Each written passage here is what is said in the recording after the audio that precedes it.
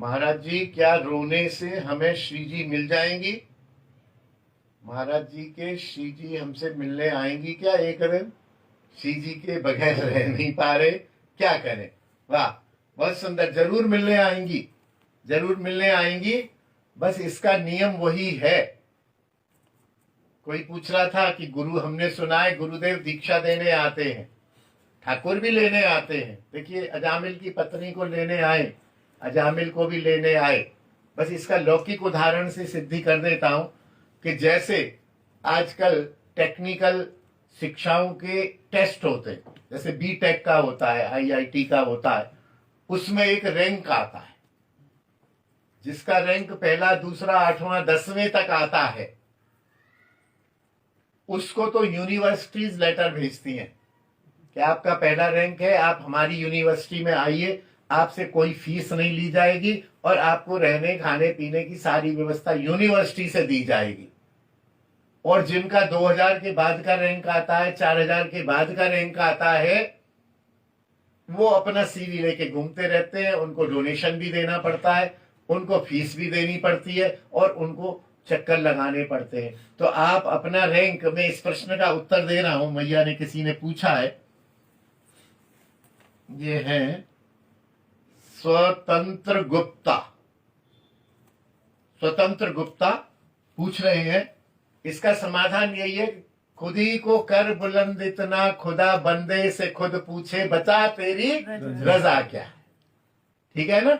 तो आप अपने आप को इतना भजन पथ में लगा दीजिए, अपने आप को साधनों में लगा दीजिए, भक्ति के 64 अंगों में लगा दीजिए, अपने रैंक को 1 से 10 के बीच में ले आइए। श्री जी जरूर आपके घर पे घंटी बजाएंगी, मेरी जिम्मेदारी। गुरुदेव आपके घर की घंटी बजाएंगे, जरूर बजाएंगे, लेकिन उससे पहले आपको पहला 1 से 10 तक का रैंक लाना पड़ेगा। और बजाया ही है आप ऐसे कैसे मानते हैं? निश्चित रूप में संतों को दर्शन जो हो रहे हैं, भाई संत जब शरीर छोड़ते हैं, पंडित बाबा से पूछा किसी ने, पंडित बाबा जब शरीर छोड़ रहे थे, बाबा कृष्ण बलराम दिख रहे हैं? तो बोले कृष्ण बलराम है, प्रिया प्रीतम दिख रहे हैं। तो दिख रहे का क्या अर्थ है? आए हैं। और लिखा है कि गोविंद जी के साथ खेले हैं बाबा। तो गोविंद जी मंदिर से एक कोई वैष्णव या कोई सेठ जी वहां की प्रसादी माला लेके आए हैं। हल्ला मच गया, पंडित बाबा भागवत निवास वाले लेटे हुए हैं।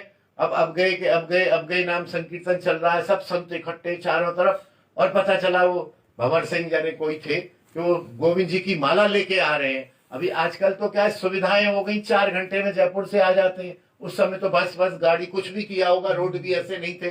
तो जैसे ही वो आए, हल्ला मच गया, और गोविंद जी की माला लेके वो भंवर सिंह जी आगे, भंवर सिंह जी आगे, भंवर सिंह जी आगे। बाबा बोले हाँ, बोले वो माला आई है गोविंद जी की, यहाँ चढ़ा दो। जैसे ही माला डाली है और प्राण त्याग दिए। तो गोविंद जी आए हैं। मैं बनावटी बात नहीं कह रहा हूं। हमारे दादाजी ने यही, जन्म तो उनका वहां का था, यही वृंदावन में सेवा कुंज में मकान में शरीर छोड़ा तो लिटा दिया। पहले से आभास हो गया, उन्होंने बता दिया कि आज शाम, आज क्या है? बोले आज एकादशी है। बोले अच्छा एकादशी है, देखो आज शायद ये शरीर नहीं रहेगा। तो पिताजी वैद्य तो थे ही, वो स्वयं भी वैद्य थे। तो पिताजी ने देखा, वाला घंटे 2 घंटे पहले शरीर को रज मंगाई और रज पर लेटा दिया। और वैष्णव आगे संकीर्तन करने वाले, तो वैष्णव आगे वैष्णव महामंत्र का संकीर्तन कर रहे थे।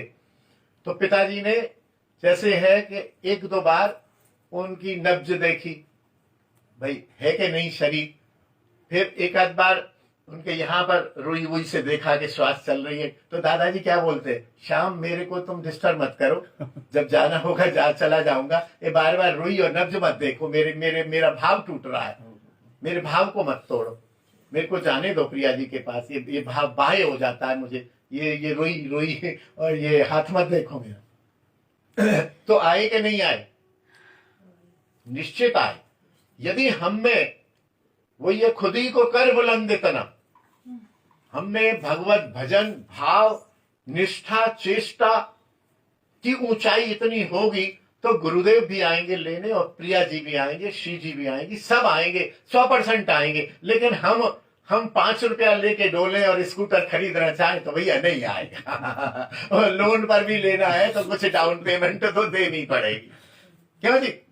हमें स्कूटर लेना है तो आज 1,00,000 सवा लाख रुपए है, 1,00,000 सवा लाख नहीं है। लोन लेना है, पेपर कंप्लीट है तुम्हारे तो 25-30 हजार ले जाओ तो लोन भी मिल जाएगा। तुमको न तो पेपर है, न 20,000 रुपए, 100 रुपए में स्कूटर मिल जाए तो भैया नहीं मिलेगा। लगे रहो, मिलेगा। इस जन्म में नहीं तो अगले में मिलेगा। लगे रहो, मिलेगा। जय जय श्री राधे श्याम।